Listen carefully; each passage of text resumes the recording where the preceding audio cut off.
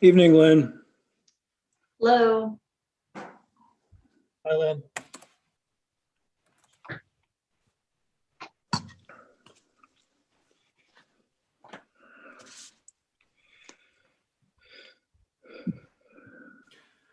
All right, we are live.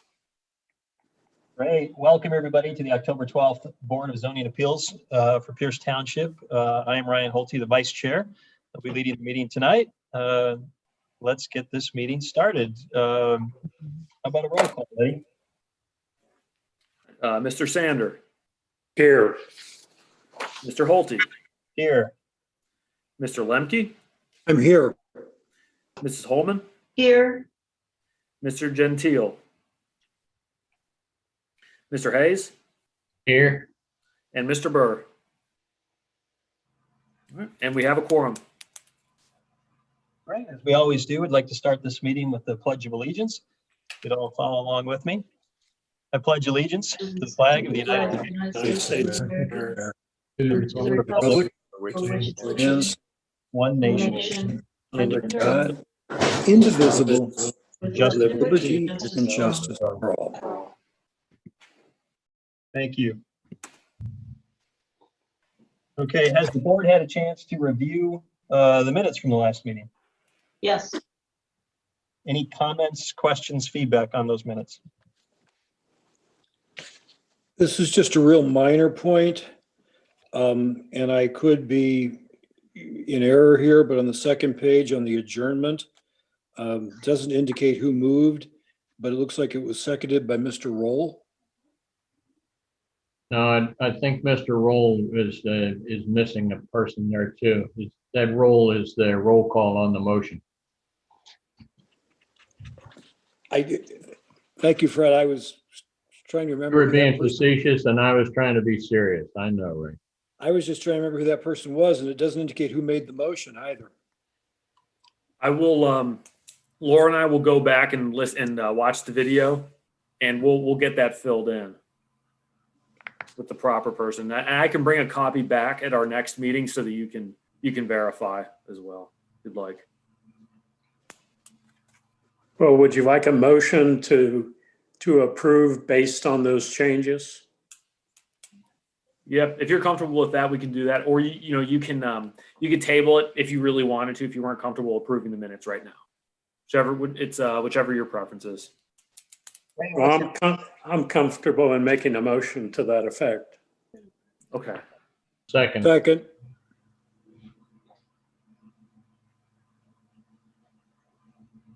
The motion, are you making the motion to table or to just make the change? To make the changes. Okay. All righty. I'll second that. All righty. Mrs. Holman, Yes. Mr. Hayes, Aye. Mr. Holte, Yes. Mr. Lemke, Yes. and Mr. Sander. Yes. All right, motion passes. Hey, thank you, Eddie. We have two cases before us tonight. First case is case VC 2020-010. This is an application for dimensional variance for some solar panels. And this appeal was submitted by Bruce Murch. And Mr. Murch, are you on the call with us? Yes, I am. Okay, welcome. Thank you for joining us. Before we get to the staff review and presentation of your case and your feedback, we'd like you to swear a public oath, if you would. I'll spit it out here. You can agree. Do you solemnly swear or affirm under penalty or perjury that you will tell the truth in these proceedings? Absolutely, yes. Thank you, Mr. Murch. All right, Eddie, could you give us the staff review and presentation on this? Sure. The first request is an application for one-dimensional variance from Resolution 4.06 F12, which states that solar panels are permitted when attached to the roof of a principal or accessory building.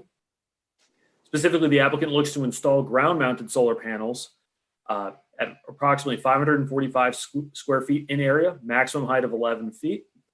The applicant is Mr. Bruce Murch for property located at 3834 Fulton Grove, Pierce Township. As you can see, the property itself is approximately 35.71 acres in area. The current use is single-family residential, although I believe that there is a winery on the property as well. That is correct.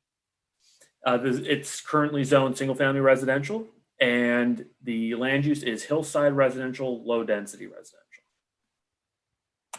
Yeah. Eddie, if I could correct that just a little bit, the bulk of the property is defined as agricultural use, and that's been its use over the last 5 years. We're building a home on it currently, which we expect to complete by the end of this calendar year. Right, so Thank you. yeah. Should I speak? Yeah, if you have something, yeah. Yeah, so the perspective on this is in designing the home, the solar panels were not the primary consideration because I had assumed that a ground mount would be of no significant issue. In a property such as this, as you mentioned, it's nearly 36 acres. It's off the road of Fulton Grove. And so the proposed location of the panels would be completely out of sight of all of our neighbors as well as the road.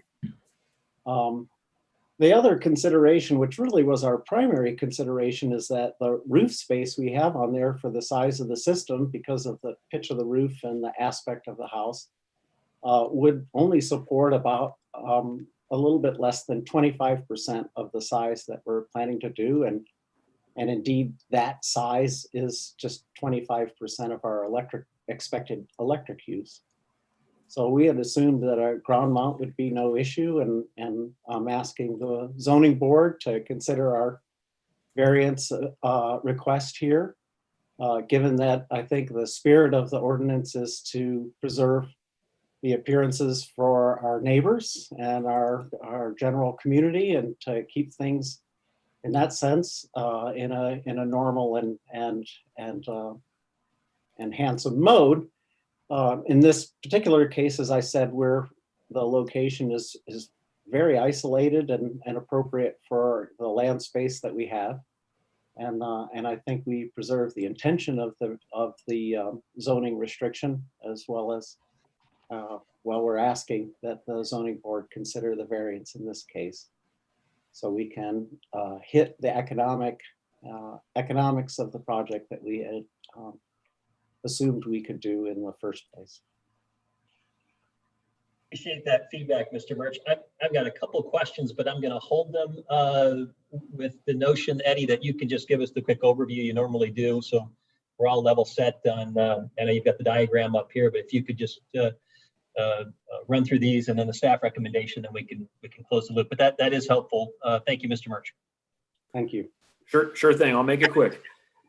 As you can see, the solar panel array is proposed approximately 160 feet from the closest property line along the northwestern section of the property.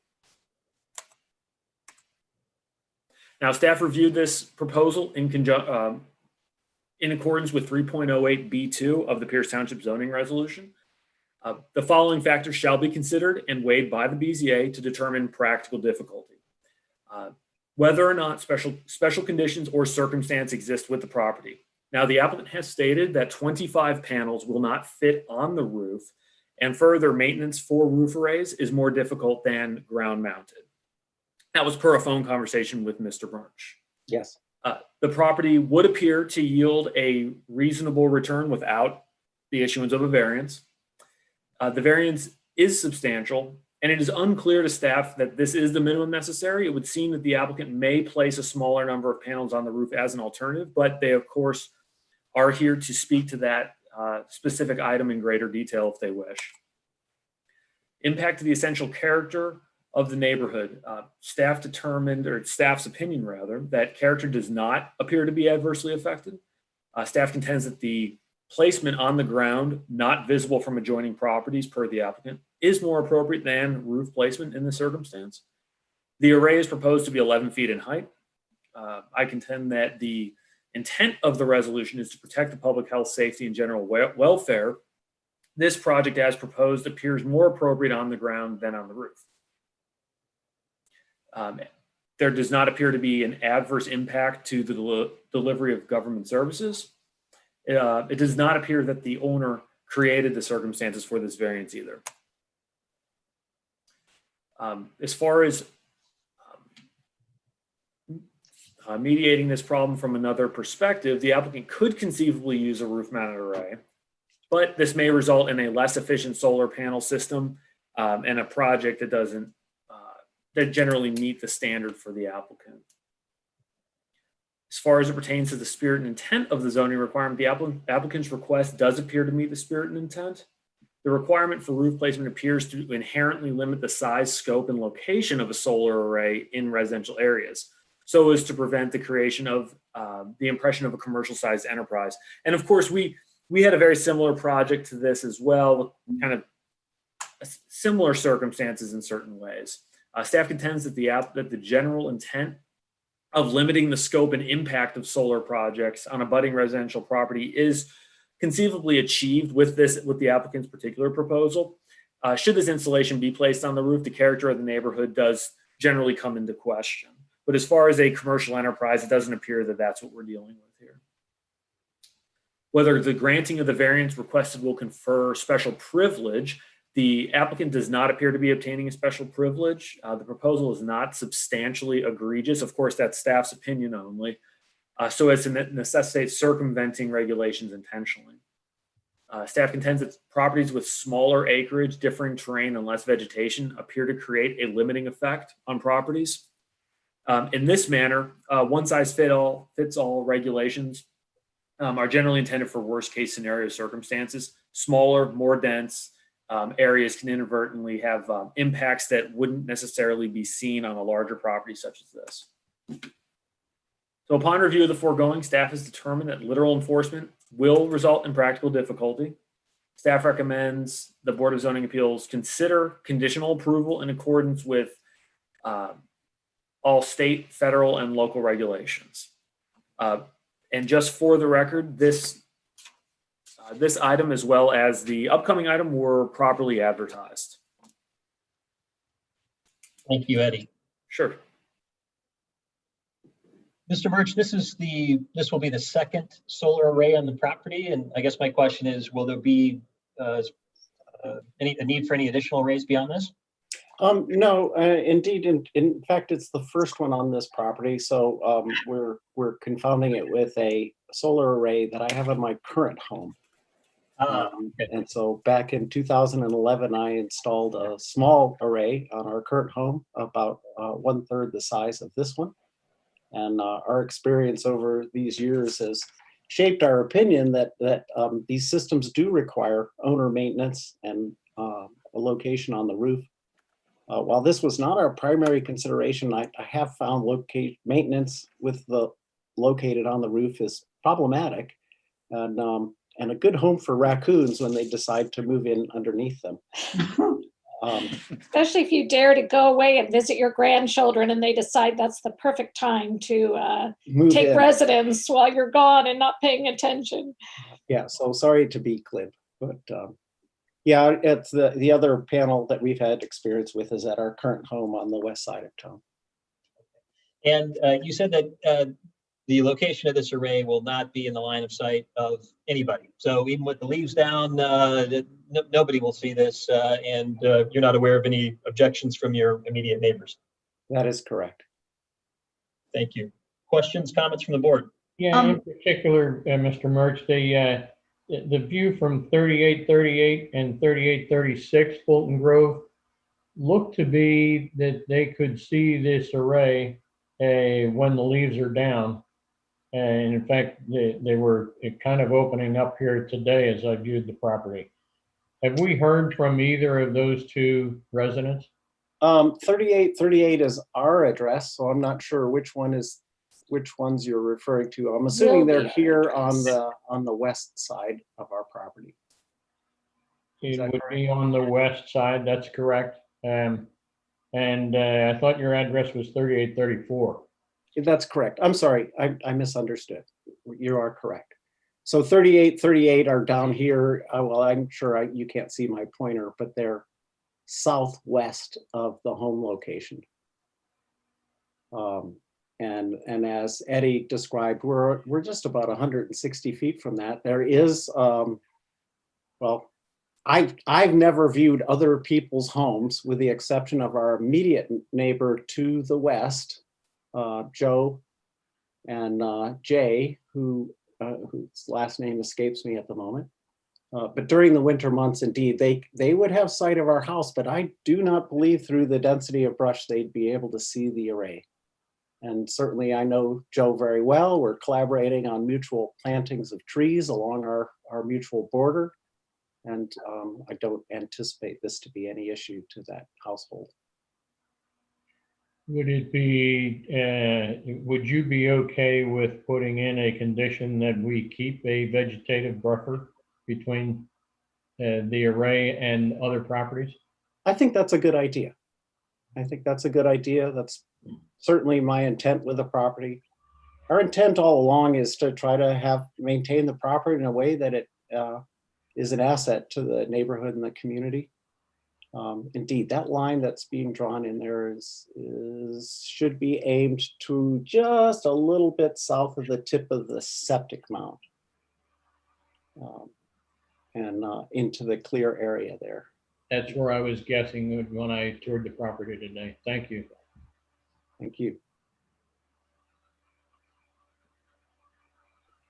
So yeah, I'd be very much happy with that, and that is our intent, is to try to create a space that that accepts some light agriculture, but also is trying to rebuild the natural habitat around, which is something that the neighbors value quite a bit. Mr. Murph, this is Bob Sander. I know what a solar array is, but I don't know how it operates. Are there any moving parts or any motors that could cause a noise distraction? There are not. It's a completely electric and electronic system. Okay, thank you. The main difference in designs is a conversion of the electricity that's generated from the system from a high voltage generation to the voltage that's needed for a house. And so these are handled by inverters. And one design of solar panels has one central inverter.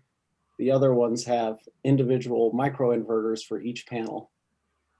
In both cases, these have been the weak point in the long-term maintenance of the system. And right now, the favored design is to use microinverters, meaning one electronic device for every panel. And in our experience with our current solar panel, these are the ones that are failing over time and are things that need annual maintenance to keep the whole system up and running. And I believe someone said that the capacity of the 25 solar panels would be just enough to take care of the needs of the home? Yes. Yes, correct. Okay, so you're not going to be in the business of selling surplus electricity back to the provider? No, sir. Of course, during the course of a season, what happens is that you sell an excess back to Duke Energy during the summer months, and you use your requirements during the winter months. And overall, the intent is to basically balance the load on an annual basis. Okay. This is Lynn. I am directionally challenged. So where the little green dot is on your property and that little tiny building right there, I went there, you weren't there, so I don't know what building that is by. See that little tiny, Eddie, go to the little tiny building on the edge of the property, where the dot is. Where are you going? Um, Right. Where the dot is. I don't see the dot. The green dot, over not here, that one. This one? Yes. Okay, just to the west of that, meaning to your left. Okay. A little bit above that. Yeah. Oh, I see. So you mean the one just below that, just slightly to Yes. the south. Yes. So I can understand where it is. That's a utility shed on our neighbor's property. Okay. Where is, The I'm proposed confused. panel is where the second green dot is. If that dot were moved, okay, I got it. I got it. So where is your little vineyard place? oh, that's to the east of the house. So if you see the rows there, Yep. that's the vineyard. Okay. And then there's a half acre next to it, which they even got me in a Okay, so live you're- shot of okay. plowing it for the first time. Okay. Okay. How about Okay. that? Now I can see what you're talking about. Okay. Thanks. Can you see where the house is being built? Okay. Where? Yes. Yes, Yes. it's there in the northwest quadrant of the property, right there. Okay. Okay. Right. All right. I understand now where you're going to put it. Now, while we're this close on this one, Eddie, this is Fred Hayes asking the question that you had one diagram that showed that there was existing panels on the east side of that home. That in fact is an error, right? I didn't see them when I looked at the roof there this morning. That's what. yeah, and Mr. Murch and I discussed that. There's a little confusion. I think it's a labeling issue. Mr. Murch, you see this drawing here? Yes. And I think that this is what Mr. Hayes is referring to, where it says existing modules. And I think Mr. Holte referenced that as well. Do you want to explain that a little bit more? I can actually touch base on that. My name's Paul, and I'm with the company that would be installing the solar panels. So there was a bit of a little bit of confusion doing the designs for this, because we had an understanding that he did have an existing system on his home prior, and our design team, they shouldn't have submitted these designs, but that is an error, and those should not be there. We were just confused on which home he had the solar panels on. And the utility connections is equally in error there. They're actually on the rear of the house as it's being built. Yes. Mhm. Yes, that's correct. Other thoughts and questions from the board? This is Ray Lemke. Two questions, Mr. Murch. One, you in your opening remarks, you made some comment about how much of your power consumption the proposed array would supply. And I'm sorry, I didn't quite catch that. Our intent is to try to supply close to 100% of our annual usage. Okay. My other and unrelated question, and I'm sorry, I should be able to get this from the diagrams, and I'm failing at that, is how high off the ground? I understand these things, these panels will be angled, but how high off the ground are they going to stand? They're, the maximum height is, as Eddie outlined, will be 11 feet high. And the minimum height would be about 3 feet high, and they sit at an angle of about 45 degrees to the south. Thank you. The other consideration, and it's a minor one, but it's certainly both aesthetic and practical, that we've tried to keep the house surrounded by taller trees so that indeed the house is not that visible to neighbors. And so if we'd put them on the roof, indeed the trees around our home would be significantly limiting the efficiency of a much smaller system that would accommodate. And so we were pretty thoughtful in terms of trying to find a location that would meet all of both the community standards and our own intention for maximal efficiency. But as I understand it, Mr. Mosh, you've got a hip roof on that, four-way hip roof on that house. Yes, And so it would be one triangle that would be facing roughly to the south. A much smaller area than you need for the capacity of the solar array. that's right. That's correct? Okay, thank you. Right. And my estimation of the square footage there, we could take at most 8 panels. My current home system here on the west side is in fact 12 panels. And that covers, just a fraction of our utility bill. And then much of the outlay of this is in the labor upfront to install these systems. So that's also a consideration and overall payback that we hope for over a long term, over a 20-year period.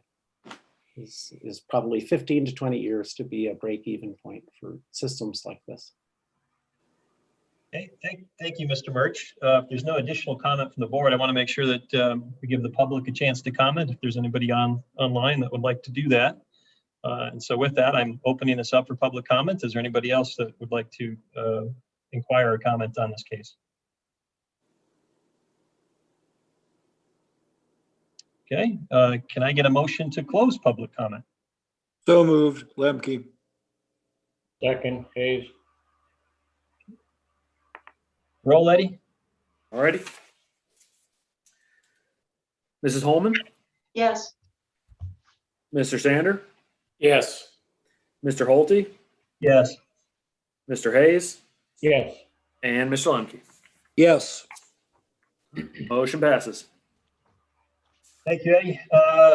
Unless there's some additional discussion that the board would like to engage in, can I get a motion relative to this case? Hayes here, Mr. Chairman. I have one further question.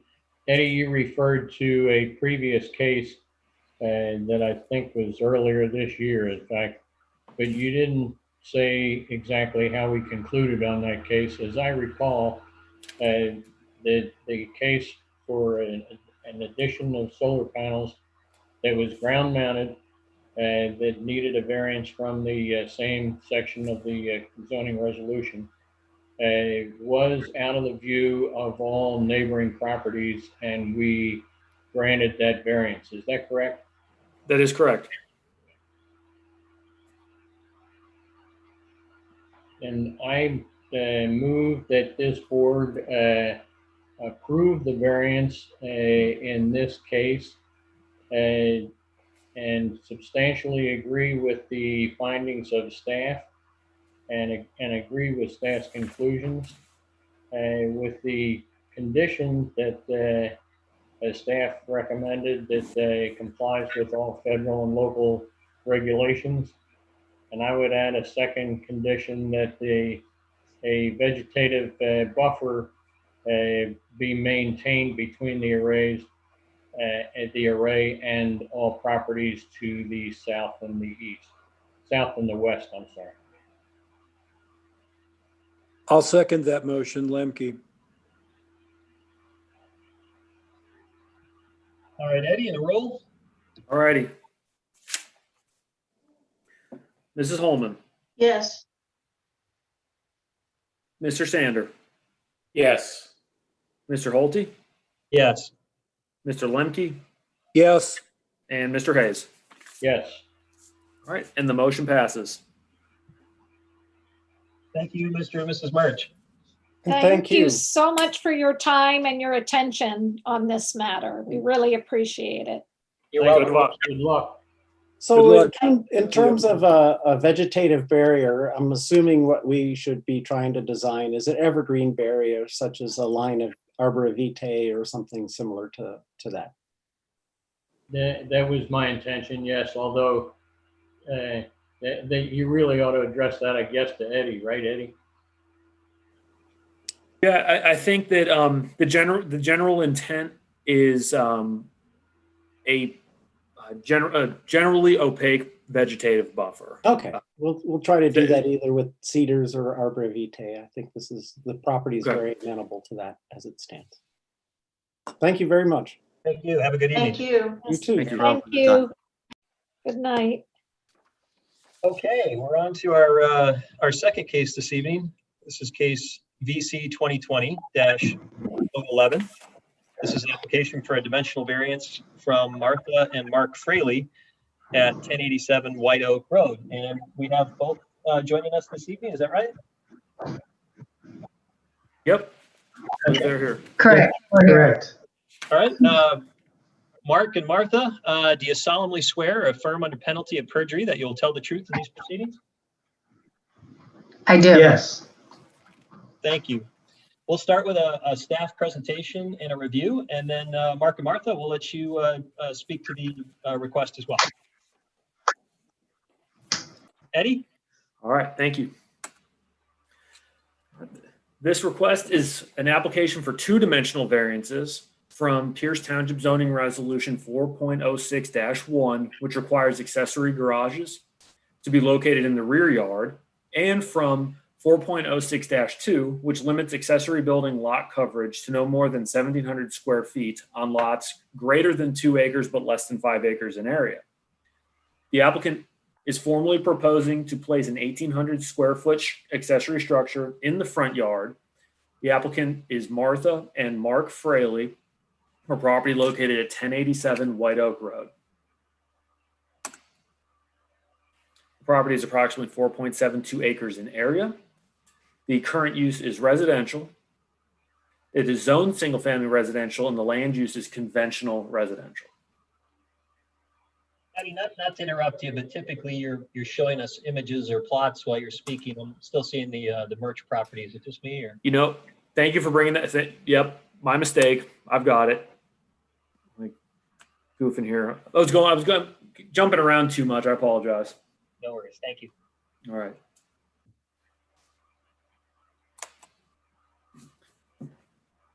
As you can see from the site plan, the proposal is located along the western side of the property near the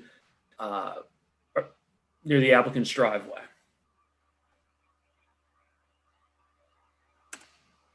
Staff reviewed this proposal in accordance with 3.08B2. The following factors shall be considered and weighed by the BZA to determine practical difficulty. Staff determined that there do not appear to be unique circumstances on this property. The property may continue as a residential property in the absence of an approval, thus yielding a reasonable return without the variance. Now, whether or not this is the minimum necessary, staff determined that as it pertains to the location, the variance is substantial and does not appear to be the minimum necessary to best achieve the applicant's goals. There appears to be a location closer to the home that may be more suitable. As far as the size is concerned, more information is needed regarding the necessity of an 1,800 square foot detached garage. It is possible that the applicant may be able to achieve their storage and recreational goals with a slightly smaller structure, but they can, of course, speak to that in greater detail. As far as the impact to essential character of the neighborhood, according to the applicant, the proposed location is heavily wooded and not visible from the adjoining property. Staff, however, is concerned that the structure's location would make the structure visible from the right-of-way and principally more prominent than the dwelling on site when you are entering the property. The character does not appear to be adversely affected as it pertains to the size of the structure. There is no impact to the delivery of government services, and it does not appear that the owner created the circumstance for the variance. As far as obviating the predicament from another method, the rear of the dwelling on site appears to be flat and accessible to the drive. The accessory structure could be decreased in area and placed to the rear of the existing structure. The structure may be sufficient at 1,700 square feet in area. However, again, more information could be very helpful in this. Although staff does understand that 100 square feet additionally is not an egregious amount of square footage to ask for. As far as the intent and spirit of the ordinance of the resolution, the applicant's request as it pertains to location does not appear to conflict with the spirit. I'm sorry, that's a typo. It does appear to conflict as it is located at the top of the driveway upon entering the property. It places the accessory structure in a principal position. If the structure is heavily buffered from the front driveway view and adjoining property, then staff would agree that the spirit and intent would seem to be met. But of course, that would be with necessary screening. As it pertains to the size, the lot coverage requirements are intended to prevent overly expansive accessory structures in a tiered manner. In this case, the dwelling on site is larger than the accessory structure, which is generally the first litmus test. And the site is approximately 4.72 acres in area, which is just a fraction below the 5-acre threshold, which would have allowed this size building. Now, in determining whether or not the granting of the variance requested will confer any special privilege, as it pertains to location, the structures on panhandle lots are required to comply with 2 front yards. This graphic that illustrates the 2 front yards is figure 6-4 in your packet. A variance in this case would appear to confer a special privilege. As it pertains to the size, it would seem that a 1,700 square foot structure could generally be sufficient to accommodate most recreational vehicles. The applicant has not explained why this is a particularly unique circumstance. Staff recommendation. So there are 2 recommendations. One pertains to the location, the other pertains to the size of the structure. As it pertains to variance 1, 4.06-1, the location, staff has determined that the literal enforcement of this resolution will not result in practical difficulty in accordance with 3.08. Staff recommends that the Board of Zoning Appeals consider denial of this particular request. As it pertains to the size of the structure, 4.06-2, upon review of the foregoing, staff has determined that the literal enforcement will result in practical difficulty. Staff recommends that the BZA consider approval of the application contingent upon the applicant complying with all federal, state, and local regulations. Okay, and Mr. and Mrs. Fraley, you've had a chance to see the staff presentation here. This is your opportunity to make your presentation. Great, thank you so much. So my name is Marty and my husband Mark here. So we just moved back over to this area and we purposely bought this property because of all the trees. We absolutely love Pierce Township, and because of my job had to move out of it a few years when the kids were little, about 10 years ago. So we're really happy to come back here, but to put the shed or the garage, I guess is really what it is, behind the house would involve removing a lot of the trees and would open up a large site of view from both for us to the people in Legendary Run, as well as from them. And I have talked to a few of them. I worry that they also like the trees, you know, and they don't want us to put a garage in the trees. There's also some natural drainage that runs through there. So the property that is to the left on this photo, where the pool is and the pond, he has, his name is Calvin. We have spoken to him quite a bit. You know, he has some natural drainage that comes down off his yard through that back area. We worry about the effect of that drainage, of doing any excessive groundworks back there. I know that the person to the right back corner as well, I believe his first name is Drew. He and his wife also said, hey, we don't want any trees removed or anything. I think it's better, this area where we have had excessive storm damage. We initially cleaned it up when we first moved in. There were a lot of large old hickory trees that were leaning. They were leaning on each other. So we took some of those trees down. And as soon as we took the trees down, we were like, oh, that's the perfect spot, because then it also allowed us to put in some gravel so that people like UPS could get in and out of the driveway, because if everybody on this call knows, backing out onto White Oak Road is hazardous to your health. So it allowed us to put in a turnaround, which eventually we will, you know, make part of the actual driveway and blacktop. But right now it's just some gravel.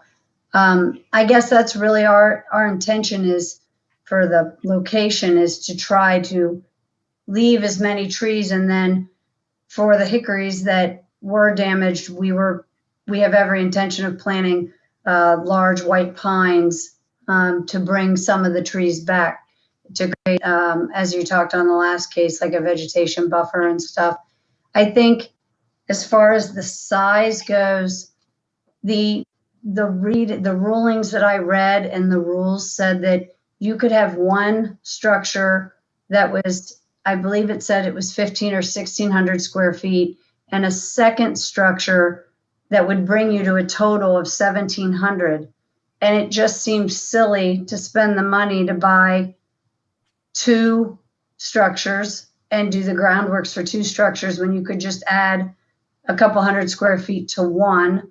It's going to be a single story structure, and it didn't say in the thing to provide drawings, but we do have drawings for it. It's a Amish built barn. It will have it'll have, what is it, siding, shiplap, what do you call it? It's gonna have wainscoting. So it's gonna be two Wainscoting. different colors. So it'll be two different colors. It will match the house. Our intention is to bring the value of the home that we just purchased up into the $700,000 range by doing improvements here, as well as doing a garage that is not anything other than a value add. We do have a 30-foot RV. We own a 23-foot Glastron ski boat, a wave runner. We have a 16-foot enclosed trailer, and we have a little mulch trailer that we use, and a couple quads and a Viking that's like a 6-seater UTV that we use at our property in Hillsborough, but there's no building there. So in the wintertime, we like to bring that stuff home. We also have a home in Tennessee that's on the lake, and we bring the boat home from there. So, you know, I don't want all that stuff in the yard. It just seems like it would be an eyesore. It would be nicer to have it. At our other home, we had a large building. Eddie, while we're looking at this, can you drop a pin at the site of the proposed build here? Oh, I'm glad you weren't asking me to do that. I was like, I don't know how to do that. It might be a little bit further back. I'm sorry. Yeah, Let me see. actually, It's probably right about okay. here. No, it's Yeah. actually, I thought it was right here. Closer where the road than driveway- that. It's a little Sorry? more forward than that, a little more north, Yeah, the Okay. front of it. it is closer to that. The goal was when we got those storm damage cleaned up, we realized that you could come Correct. straight down the driveway into the garage, which makes sense. We could pull it back. There is some room where we could move the front of it back. It just would mean we'd have a longer driveway entrance into it. There's already room forward, as a few of you came, and I don't know, maybe all of you came and looked at it, but I saw a few of you, and there's already a pretty big area, and that would leave the remaining trees intact. Okay, thank you, Mrs. Fraley, appreciate that. Yeah, I'm sorry, I have a little laryngitis today, so I sound like a frog. All good. Questions, comments from the board? Those of you that made a site visit, can you speak to this location that just look about right? And Yeah, I toured that property this morning. It is roughly the right location. The picture has trees in that area. Those trees are not really there. That's fairly well clear cut with riprap laying all over the ground there. I call it riprap. It's a very heavy gauge gravel rock. okay, Further to the south, certainly fully to the south of the residence is heavily wooded. More to the left of the house, as we're looking at it here, that may be more clear cut. And there is plenty of space back in there. and Mrs. Fraley, are you planning to remove more trees to accommodate this new structure, or it's effectively already cleared? No, it's cleared. There are There's two trees that we had a tree guy come out There's one small cherry tree and it's dead. And then there was one more of those shag bark trees that was dead. But other than that, we're not planning on taking anything else down except for those two trees. They weren't substantial trees. And your neighbor to the west, has he offered any feedback on this structure? I'm like, which way is west? Yeah, I talked to, that's Calvin, the one with the pond. Okay. Yeah, I talked to Calvin one day in the grass, and I told him what we were proposing, and he's a biker guy. He didn't seem to care. He's a truck driver. He's a and truck driver, so he's not home very and a often. biker, and he just didn't seem to care. But I let him know what we were planning on doing, and he said, "Whatever you guys want to do." So I don't know what that means. Yeah, and we've talked to the guy in the front of us, as well as the guy not the guy we share the yard with, but the guy at the end of the driveway, just to make sure, because he would be the one that would see the structure pretty much all the time. And he was just more concerned that it would match the house. And, and obviously I want it to have nice siding, and I want it to look, I want it to match the house. And we just paid $500, and it's county record, but $565,000 for the house. I don't want to put up some kind of janky garage. Which neighbor are you referring to there, Ann? Talking about the guy at the end of our driveway across from White Oak? No, at the very end of the driveway, because Yeah, that he's the guy. one, like, he's going to see it. He lives in that trailer there, and he'll see it down the front of the driveway. But if based on what you guys were saying, if the issue is view, I have no problem putting up a pine tree buffer in, putting the barn back or the garage back far enough where there is a pine tree buffer to block the view of the structure from the road, so it doesn't appear to be a primary structure. And where would you put those pine trees though? Back right in front of the pole barn? Correct. It's in front of the barn, the garage. We'd have to maybe move it back. We had it kind of temporarily staked with some wooden stakes, just so if you guys came down, you could see what we were thinking. But we looked at it recently, and we could move it back, I think. But we would have to, if we moved it back towards Legendary Run, we would have to take out a few additional trees to do that. And it's a shame, because there was, I'm sure you saw it, the trees that were damaged and the trees that we've taken out of the way back and moved up there just to clean up the property. It feels like there's already a lot of dead wood, and I'd hate to take any more. But to be clear, the current rough-in would have the driveway running almost straight into the new garage. But you'd be willing to put it a little bit further back and put a pine tree buffer there, so that you would have to come around that pine tree buffer to enter the garage. Is that what you're saying? Yeah, but the problem is right where that cursor is right now, the little arrow cursor is my electric box. So everything's underground. It comes to a utility box right there. So I can't move it too far. I can't move the driveway over too far because there's a utility box there. But we could plant some trees here, right? And You could. and block it. It doesn't necessarily come straight down the driveway. It comes down, and then you'll turn a little bit, then come into the gravel. Yep. You could probably put a tree there. There's already some vegetation there, but yeah. But it's not year-round vegetation, That's right? correct. They're hickories and trees like that, and pine tree is full all year and does create a better barrier for sure. I agree with that. I mean, we can move it over as far as we can, and not just as long as I don't want to impede on the electrical box that's there, obviously. What do you utility guys? box.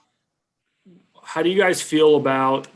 And I wonder, just based off of the site, you guys would know better than I would. If you had, for example, like a tree here and a tree here, it wouldn't necessarily block the whole view, but it would provide a little bit of that buffering, and you wouldn't have to move the structure back anymore.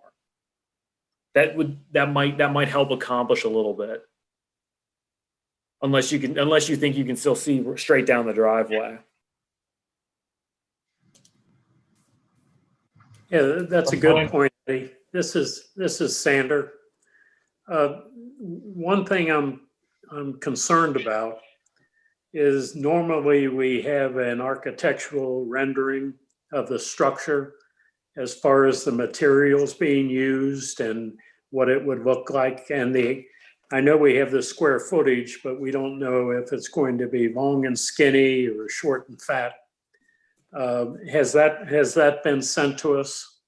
No, I didn't realize that you guys wanted that. It wasn't in the, I didn't see it in the packet. If I missed it, I apologize. It's a standard Amish built barn by a reputable company. And do you know the name of the company offhand? And we're asking for a 30 by 60 foot structure to accommodate the RV going in, and then the other things next to it, and a few things behind it. It's Dutch builders. And then we also, it's not required, but we wanted a larger garage door on the structure that the builder doesn't do. So we have also hired an architect just to make sure that his drawing is substantial and that he has the right header in for a 16-foot garage door, because he typically does 2 8-foot doors. But it's a wood, right? It's a wood frame building. It's a pole barn with metal siding. Yeah. Well, I understand what you've said, but I would feel much better if I saw some sort of diagrams, including the height of the structure and the building materials. But that's just me. Sure. Yeah, sure. I understand that. But my architect, he said, he'll do it, but he's saying that we shouldn't do it until we get the variance, because we're going to have to pay for drawings. And then if you guys deny it, then I've paid for drawings that I can't use. That's my concern. Drawings aren't cheap, right? Everybody knows that. Do you guys have a website that we could go to take a look and see if there's a comparable model? Yeah, what I can do is now Dutch Builder sent me their typical drawing of their building and how they construct it. Again, the issue is it's not going to be exactly what ours is going to look like, because ours is bigger and it's got a garage door on the front and on the side. But I can give you I can send you the email. I'm actually looking at it right now. Is that something we can share somehow, or do you know how to do that? Yeah, if you email it to Eddie, he can. Yeah. Well, I think Mrs. Fraley has my email too. I do. I do. I'm kidding. Here, forward it to Just you. forward it to me. I'm gonna forward it to my wife. I apologize. I didn't understand what you were asking for. He's not technical. I do IT projects, so I'm a little more technical. At Gmail. while we're doing this, See, he doesn't have my email. Go ahead. Yeah, it's sent. this is Lemke. While we're doing this, can I ask a kind of a fundamental question? And I apologize if it's in the materials I have, I'm not seeing it.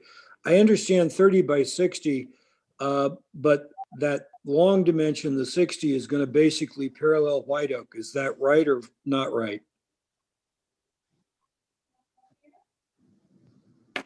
No, the 30 feet will parallel white oak. Okay, so it's going to be Long and skinny.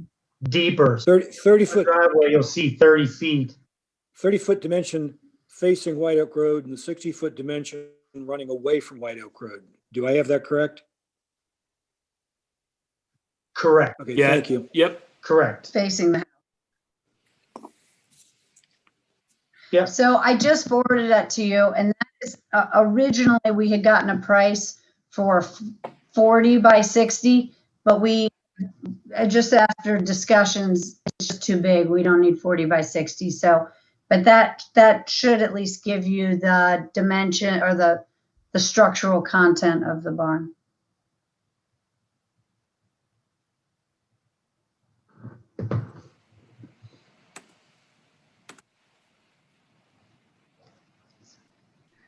Hey, there it is.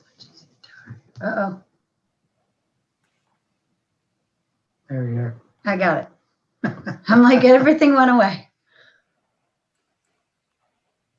That is Yeah, that's pretty a much- low pitch roof. Is that gonna be consistent with what you're actually installing? Yes. Yes. Yes. It's basically that barn. Now the colors are, that's just generic color they put on there. They have over a dozen different colors that we can pick from. So it won't be black and white like it is. We're going to try to more match the house, Which is white and gray. which is white and gray. So probably a gray on the bottom and then a white over the top of it. And then some kind of gray for the roof to match what we have.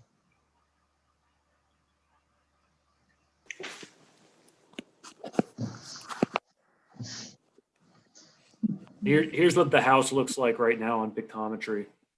You can see Oh, look at that. I fixed the landscaping. The house was kind of, I believe the person who lived here before us had kind of let it go a little bit. So there was a lot of dead trees and a lot of unkept bushes around the front of the house. And So where if you see, you can't see the electric boxes. the electric right box there. is like right to the left of your cursor right now. Yeah. You can't see it. It's up in there. It is. There it is. You can see it. This is amazing, by the way, all these little, I can't imagine having to do this online. I'm super impressed. And this is Lemke again. Again, just so I understand, the proposed structure would be running with its long dimension toward the top of this picture and would be located to the right of the electric box, approximately where your driveway makes that slight jog to the left. Correct. And you'd actually see where the white gravel is right there. It's just, yes, right there. It's about, if you go to the west on your cursor there, that's where the gravel starts. No, the other direction. I'm sorry. Right about there. Yeah. Right about the end of where that gravel is where the, yeah, right there. Nope. The other side. The other side. Right there. That's about where it turns in right now. So it's not a straight shot into it.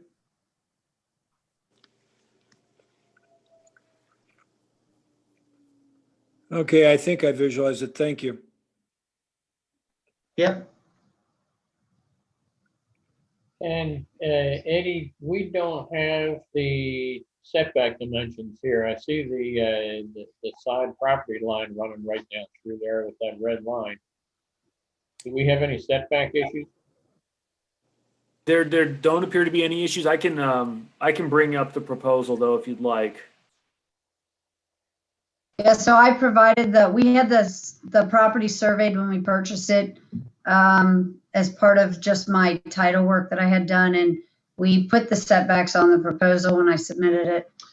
And actually I think the setback we were talking about is 15 feet, but I actually think it's going to be bigger. It's going, once the property line got established, it's more like the 25 feet off of that property line. Oh, from when we sent this? Yeah, because where that barn's sitting on the drawing isn't actually, it more to the east towards the house. I think that architect did that, and I think he just put it there because I don't know why, honestly. It's a mistake.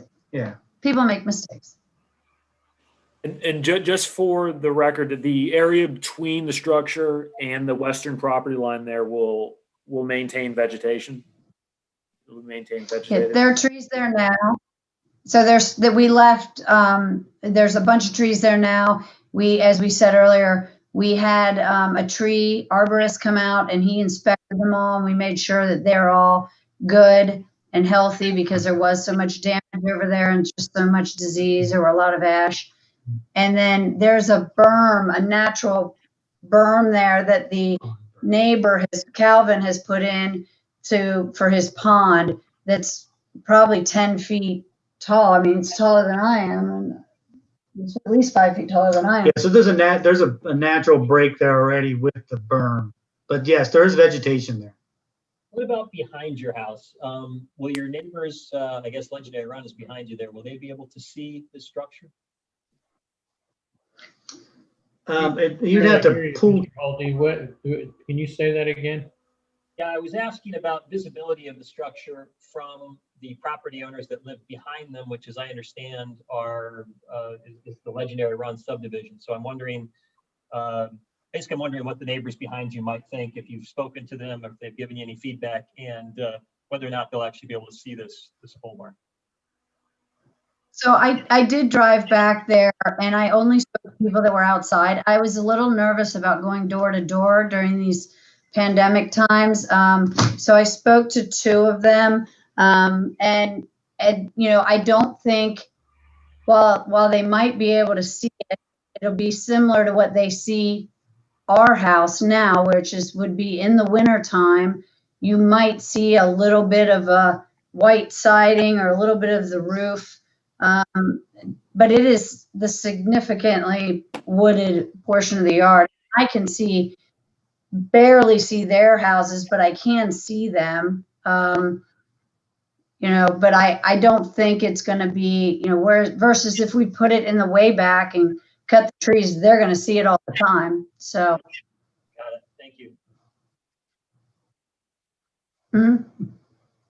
And Mr. Holdy, Hayes here, as I toured the property this morning, I was looking for that situation and that condition. And I'm thinking about alternative sites for this accessory structure. And the more that they could, without any variance at all, locate the structure way further back with an awful lot of more trees cut there, and probably would be more visible to those property owners back there. Is the way that I thought through the situation here. That's good to know. Thank you, Fred.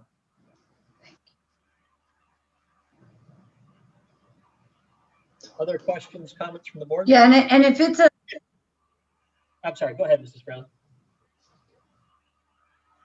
I was just going to say, if it's a visual thing, I'm also okay with planting trees in the back. I am a tree lover, and so it just gives me an excuse to plant more trees. So that's not a problem at all. Thank you. Other questions, comments from the board? Okay. As we did with the last case, I want to make sure that we give the public a chance to comment if there's anybody online that would like to do so. So we are officially open for public comment. Any feedback from any participants? Yes, this is John Eisenlohr. Can you hear me? Yes. I'm here with my wife, Teresa. Mark and Marty, it's nice to meet you. we are at 988 Legendary Run, so we're right behind you, directly south of your property. And not that one, that yes, one, that's it. That lot there. And I do agree with pretty much everything you said about the trees. We can catch a glimpse of the siding of your house, and the proposal for the garage seems like it won't be a problem at all for us. But yeah, the idea of having some more of those trees cut down, that's something we wouldn't like to see. Right. I appreciate that. And I did try to stop by there, and I felt like a stalker because I was in your driveway and you were doing something. And I didn't want to go to the door, and I didn't want to go around the backyard and give you a heart attack. So I sat there and then I pulled back in. There was I was like, I'm just gonna go and so your neighbors were probably like, there's a Jeep in your driveway. That was me. Oh, okay. Well, we're Sorry. very supportive. We were concerned when we got the notice. We got it right before we left town last week, and so we didn't even have time to see the proposal. So that's why we're on here. It's like, wow, we really don't want to see those woods behind us go, because they're so beautiful right now. They're just spectacular, and I think this is a good proposal. As far as your neighbors to the south of you think it's fabulous. Have you talked to Yeah, your and I've talked to neighbors there, John and Teresa? No, we didn't get notice of this until right before. I mean, we were literally going out the door last week or the week before with. So we did try to contact Greg Gentili, Yeah. but he is. I think he felt like he couldn't comment on this since he has chaired this board. So.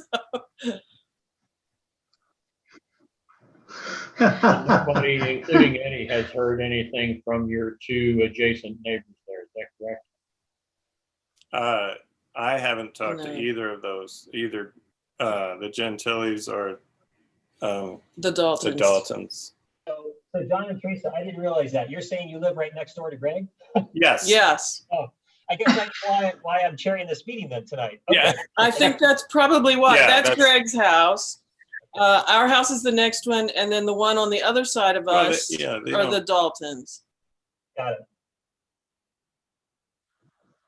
Are there other public comments, other people that would like to comment?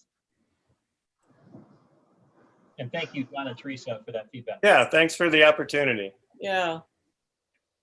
Okay, with that in mind, then I'd like to entertain a motion to close public comment. So moved, Lemke. Second, Hayes. In a roll, Eddie? Okay.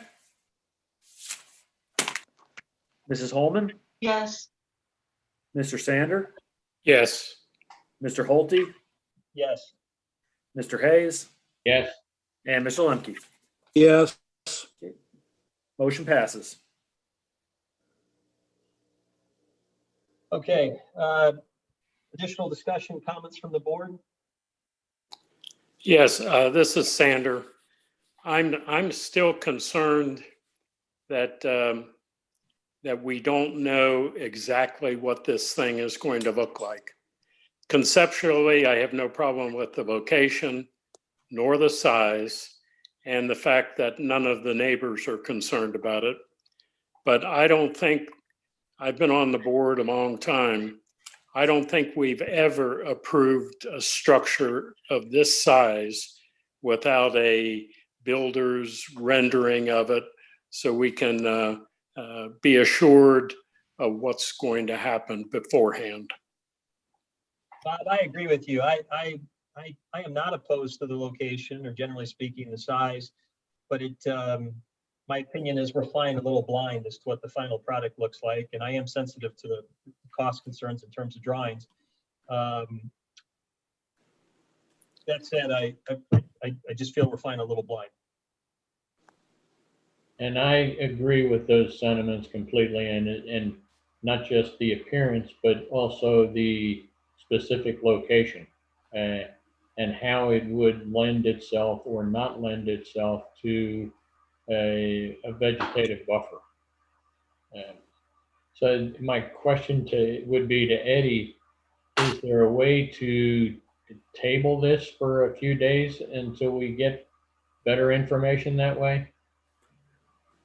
Yeah, I mean, it certainly can be tabled until the next meeting. It would be, that would give the applicant obviously time to put the materials together. I would have to touch back with the applicant as well as the board, and I want to check with our legal counsel as well, just to make sure that we don't have to re-advertise anything as far as reopening the public hearing. I don't believe, well, I think the public hearing may need to be reopened, so we would have to re-advertise it, and that's my general feeling on it. Mr. Keating might disagree with that, in which case then we would we'd be able to have the meeting more quickly. But it's generally a 10-day window to advertise. Well, we have already closed the public hearing. So this is a question of the board debate, and the board is looking for more specific information. So I'm not a lawyer, and I don't want to say what Mr. Keating is going to say, but I, as a board member, would be quite comfortable in just the board continuing to debate this with some more specific information, and we can't get that information here tonight. This is Lynn. They brought up the Dutch builders' basic information about what the building will look like. The only thing we didn't see is the colors. The structure is the way the structure is going to be. You know, I don't know if we would delay this, Eddie, you know, you're talking about 10 days for another whatever, and then getting us back together again. You're talking probably another, you know, 3 or 4 weeks before we could even get back together with this. And what does that do to the people trying to build something in November and December? I mean, I don't know when they were trying to plan this. I'm not sure we don't know what this structure is going to look like other than a real picture of it itself. Well, my concern more is along the lines of anything else, or at least in my experience, when we've had these matters brought before us, we have specific, you know, plot measurements. We know exactly where the structure is going to be. We have a pretty good rendering of what the final product's going to look like. I mean, as of right now, I still have, I've got a dot in an area where it's going to sit, but I don't know what the setback is. I don't know what the height of the structure is. I don't, you know, there's a lot we don't know, and it feels, as a matter of precedent, this is a pretty big structure, and I'm just uncomfortable. Again, conceptually, I don't have any opposition here, but it seems like there's, you know, we have operated to a higher level of detail and requirement with other applicants, so I think it's important that we're consistent, no? So the structures, the setbacks on the thing are the max or the minimum setback, which was I think it said 15 foot off the property line. The structure is 30 by 60, and the inside roof height is, the ceiling height inside is 12 feet. It's a short gable, so I don't believe the structure is higher than 16 feet at max, at the peak.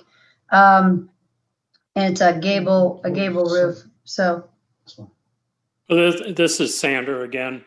Eddie, I think that, do you have a clear idea of, well, I don't speak for the board, but what I'm concerned about?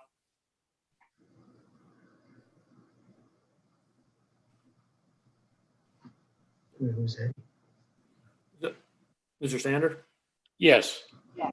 Did you ask me if I have a clear idea of what the board's concerns are? Well, I don't speak for the board, but at least my concerns about renderings and more information before we can make a decision. Yeah, no, I understand. I mean, Eddie, if I'm mistaken, do we have, like, you know, plot lines and a sketch of, not even a sketch of the structure itself, but like of its placement, where, you know, I mean, we said, oh, just east or just right of the electric box, and I mean, do we, I mean, is there? I missed it. I did submit a drawing that showed it, and we brought it up earlier. It was the first one that you showed. And the architect had put it in the wrong location, so you No, could no, see. that's the right location. But we scratched the back out and then made some changes. See, he had it even with the front of the house, and I didn't want you to see that because that's not where it's at. Where it's drawn right now is where it's going.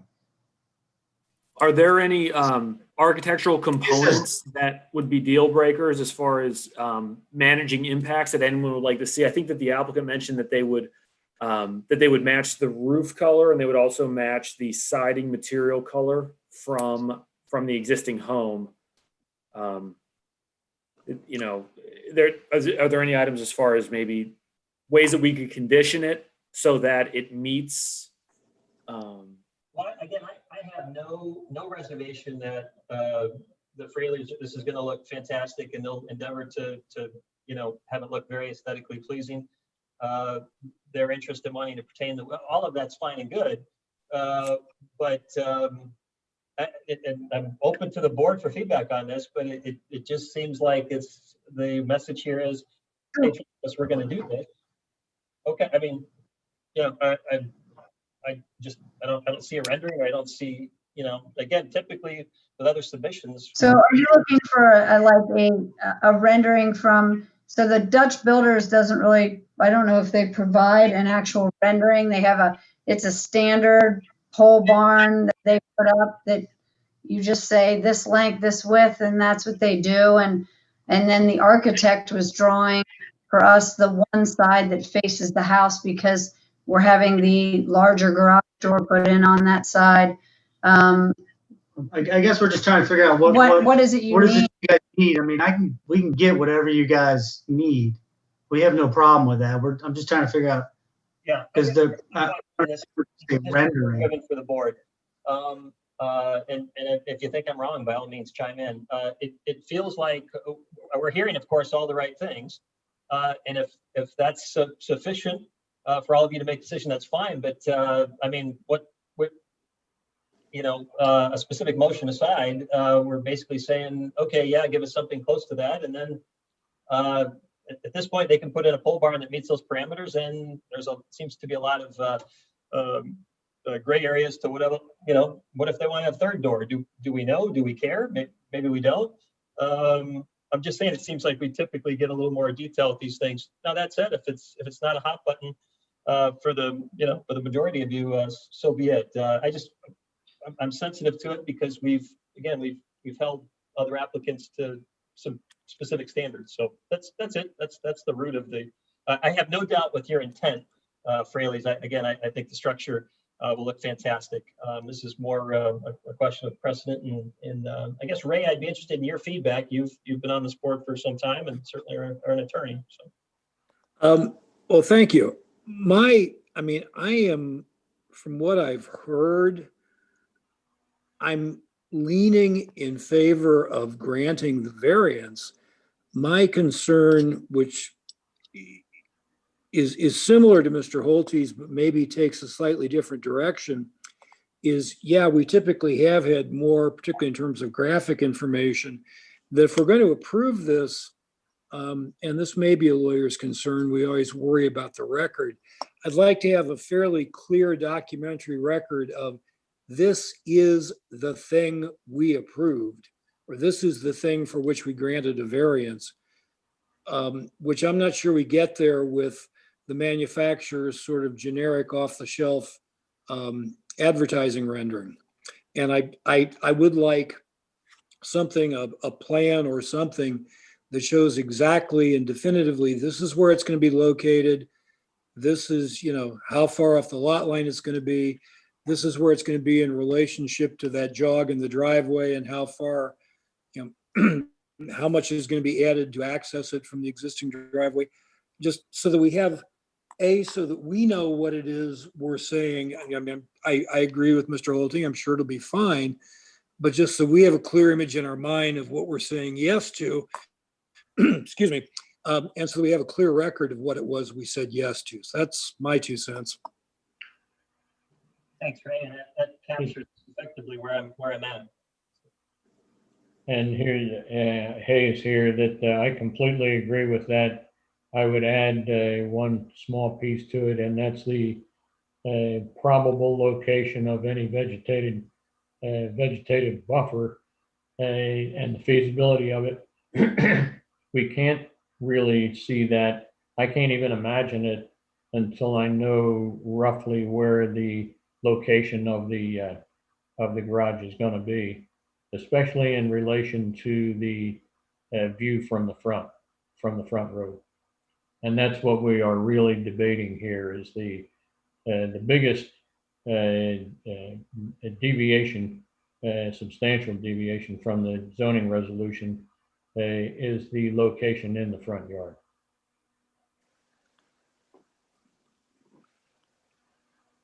This is Sander. Can you hear me? Yes. Yes. Yes. I've off my video. So but I think Eddie has a pretty good idea of what we're talking about. And Ray said it very nicely that when we make a decision, we ought to have something specific in mind so that it comes out exactly what we approved. Eddie, how do we capture that? I don't think any of us here are opposing this in spirit, but we're like in effect looking for some more detail. Okay. I believe that the formal motion would be a motion to continue the public hearing. And the reason I say that is because I'm taking a conservative approach in the sense that I want to be very careful with the potential to add new evidence into the decision that whereby residents might have had an opinion or might have had a comment, but were not able to because the public hearing has shut them out. So what I'll do is I will check first thing tomorrow with legal counsel and just confirm what the proper process is. If I can turn it around in 7 days from now, or if we have to re-advertise it and specifically continue the hearing and reopen it to put this new evidence back in. Because under under other circumstances, a lot of times, we might continue deliberation at the next hearing or something, and then we'll bring the formal findings. And so a continuance can occur in that way. But this one, I just want to make sure it's a clean break. But if you want to just call it a motion to continue the hearing, I will, I'll get it sorted and I'll respond back to everyone ASAP. Okay. And the intent, of course, is I think we're all interested in allowing the Fraleys to move as quick as possible, and yet I'm concerned that we maintain the integrity of our process when improving these kind of projects. Okay. And so to be clear, can you tell me what you're looking for? Like, what are you looking for me to send to Eddie? Like an architectural drawing like I would for a house, like with everything and all the structures. And I understand the plot lines and all of that, which I feel like we've provided that, but I can draw it up to do a better job. But from the structure perspective, you're looking for architectural drawings for a garage.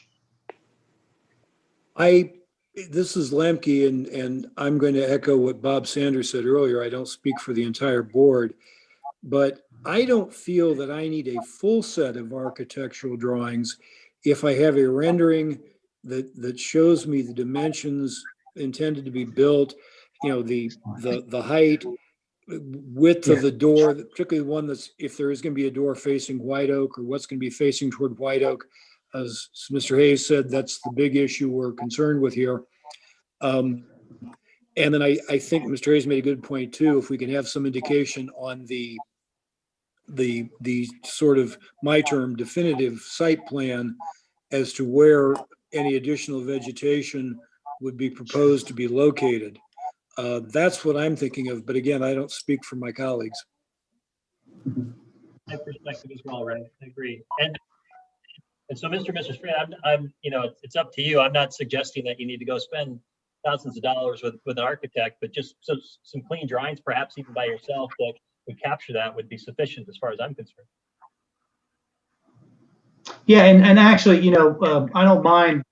It's from what I'm hearing, it seems like you guys are okay with where we're going to put the proposed building, which is great. And I can appreciate that you want more information on the exact spot and exactly what it's going to look like, and I can appreciate that. So knowing that you as long as the building looks like what we're talking about in a rendering and in a drawing, that you guys will okay it. I certainly have a better. I feel better about going and getting drawings. I do AutoCAD myself, so I might just try to get a rendering to you guys, because if I have to wait for an architect, it's going to be a month at least before he'll get drawings. Yeah, Mr. Fraley, if you have the ability to give some AutoCAD, that's perfect. From my perspective, yeah. I'm not going to drive you into extra expense here. If you could deliver that, sure. I'm sure that would be fantastic. Well, I have to get the drawings anyway for the building department. So that's not a, I have to do that anyway, so I have no problem doing that. But I'm more worried about the timing, with trying to get something to you in a reasonable time. Because, architects are on their own schedule. And it can take drawings from those guys, so. This is Lemke speaking just for myself. I don't need to see a drawing that has an architect's seal in the corner. Agreed. I just need to see a drawing with the representation. This is substantially what this structure is going to look like if we grant the variance and you guys then build it. And Excellent. more to that, Mr. Lemke, is something that Eddie, as the zoning inspector, can review after construction and say, yes, this complies with what we approved, or no, it doesn't. And right now, it's so vague that Eddie couldn't do that. Eddie couldn't make that judgment.